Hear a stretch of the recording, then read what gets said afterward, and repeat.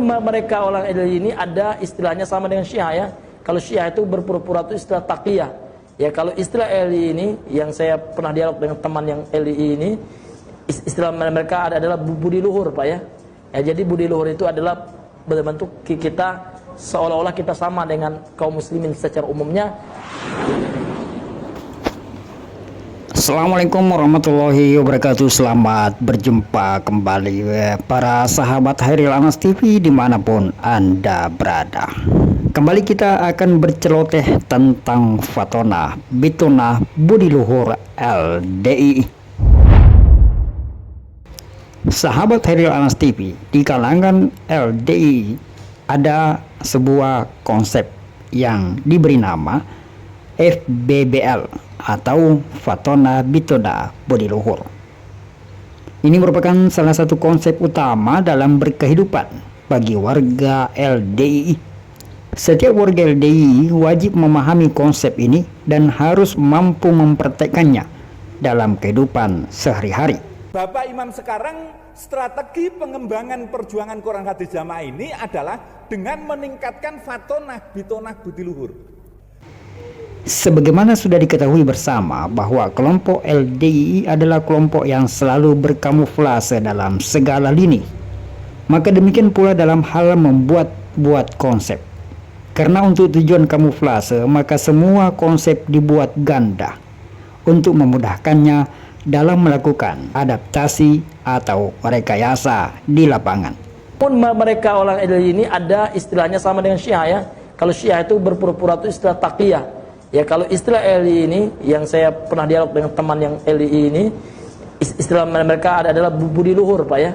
Ya jadi budi luhur itu adalah berbentuk kita seolah-olah kita sama dengan kaum muslimin secara umumnya, namun dalam keyakinan dan i'tiqad ya kita mengatakan orang-orang yang belum belum berbaiat dengan imamnya belum sah keislamannya. Terkait dengan konsep Fatona Bitona Budi Luhur ini yang dibuat untuk tujuan kamuflase, maka pengertian dan definisinya pun dibuat berganda. Pengertian Fatona Bitona Budi Luhur yang disampaikan kepada pihak luar LDI berbeda dengan yang dipahamkan kepada warga LDI secara internal. Kepada halayak luar LDI, para pembesar menjelaskan konsep Fatona Bitona Budi Luhur itu sebagai konsep dasar LDI dalam berkehidupan yang mencakup 3 aspek, yakni aspek pertama adalah Fatona yang dimaknai sebagai pemahaman, yang meliputi pemahaman mendalam tentang ajaran Islam, penafsiran Al-Quran dan Al-Hadis secara tepat, dan pengenalan prinsip-prinsip Islam yang benar. Aspek kedua adalah Bitona yang dimaknai sebagai kebatinan, yang meliputi pengembangan kesadaran spiritual, pembentukan karakter yang baik, pengendalian emosional dan nafsu, serta pembangunan hubungan dengan Allah. Selanjutnya aspek ketiga yakni budi luhur yang diartikan sebagai akhlak mulia, yang meliputi pengembangan akhlak mulia, pembentukan karakter yang baik, pengamalan nilai-nilai Islam dalam kehidupan sehari-hari, pengembangan kesabaran, kesucian, dan kejujuran. Kepada kalangan pemerintah dan ulama, pihak LDI menyebut konsep ini bertujuan untuk membentuk individu yang memahami ajaran Islam dengan benar, mengembangkan kesadaran spiritual, menciptakan insan-insan yang berakhlak mulia, dan menjadi teladan di tengah masyarakat. Lakukan 3K: karya, kontribusi, komunikasi. Lakukan karya sekecil apapun yang punya nilai-nilai kontribusi kepada masyarakat, umat, komunikasikan dengan baik. Ini akan menjadi dakwah bilhal yang efektif. Apabila kita cermati secara sekilas, maka kita akan takjub dan kagum dengan konsep yang terdengar sedemikian bagus itu. Pemerintah akan merasa sangat berterima kasih kepada LDI karena telah berkontribusi dalam pembentukan mental, akhlak, dan moral yang sungguh sangat unggul. Kalangan alim ulama juga akan beramai-ramai belajar dan mengadopsi konsep yang sungguh sangat islami dan ideal itu. Tapi apakah benar demikian? Ya tentu saja itu hanya kamuflase dari penjelasan yang ditujukan untuk menipu kalangan kaum muslimin pemerintah, dan ulama. Mengelabui kalangan luar LDII dengan maksud untuk menyembunyikan penyimpangan ajaran dan amalan yang sebenarnya di dalam LDII. Ini organisasi begitu itu. Semuanya harus sinkron dengan ijtihad keimaman. Bukan kok keimaman dipaksa untuk mensinkronkan dengan organisasi, tapi kita melalui sebuah mekanisme musyawarah bagaimana bisa matching antara kepentingan-kepentingan ke dalam oleh keimaman dan bagaimana strategi keluar untuk kepentingan jamaah. Dalam praktiknya sesungguhnya, Fatwa Nahdlatul Budi Luhur adalah strategi yang dibuat untuk menyembunyikan fakta negatif yang selama ini berusaha ditutup rapat-rapat. Di dalam buku pembinaan LDII menuju paradigma baru terbitan Majelis Ulama Indonesia dituliskan, definisi Fatwa ala LDII adalah cara cerdik untuk menang tanpa ngasorake dengan menggunakan pendekatan sobat, obat, dan pokat.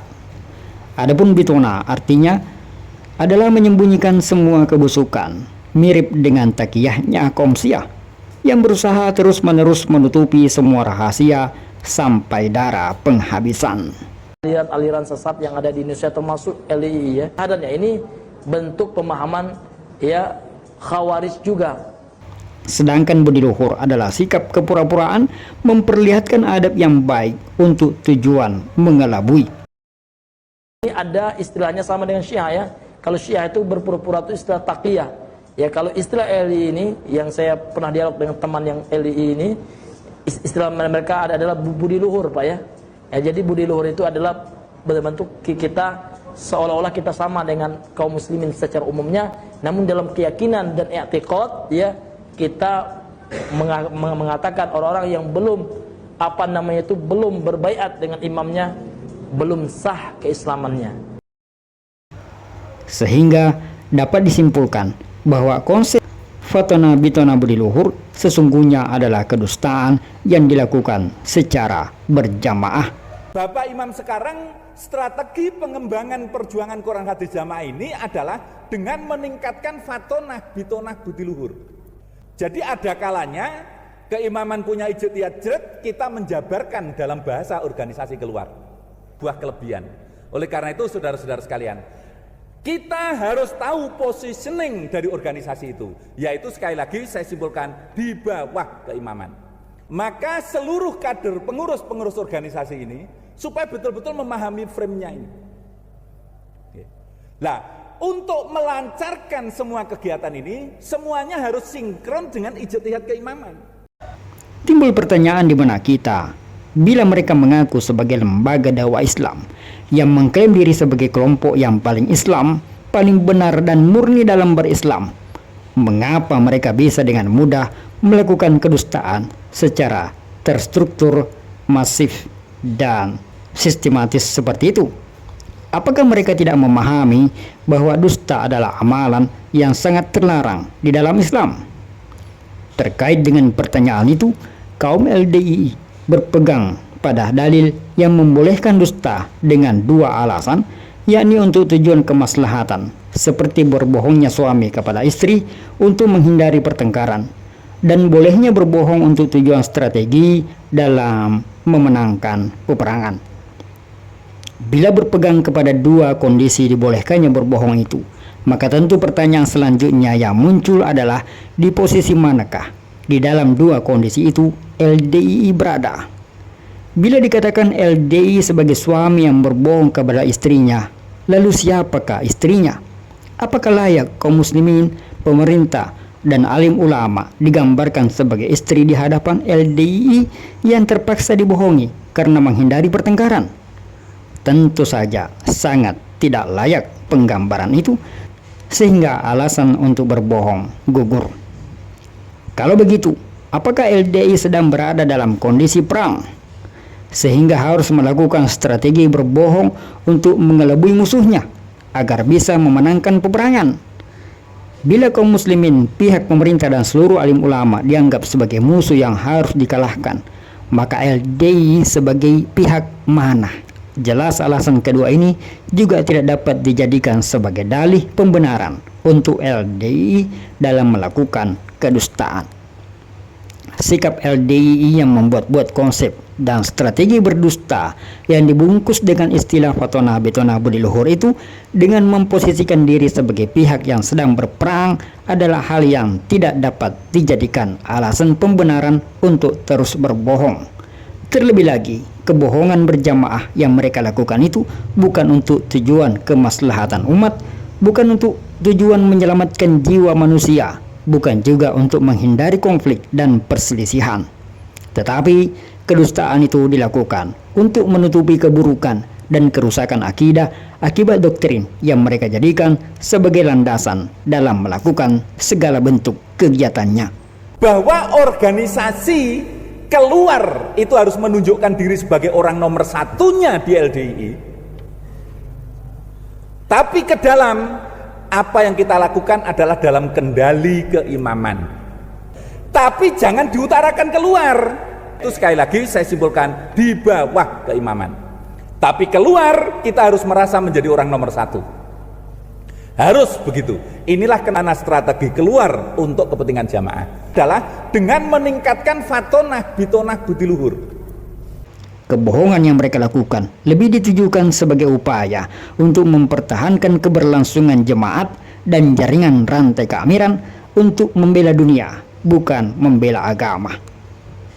Sekian celotehan.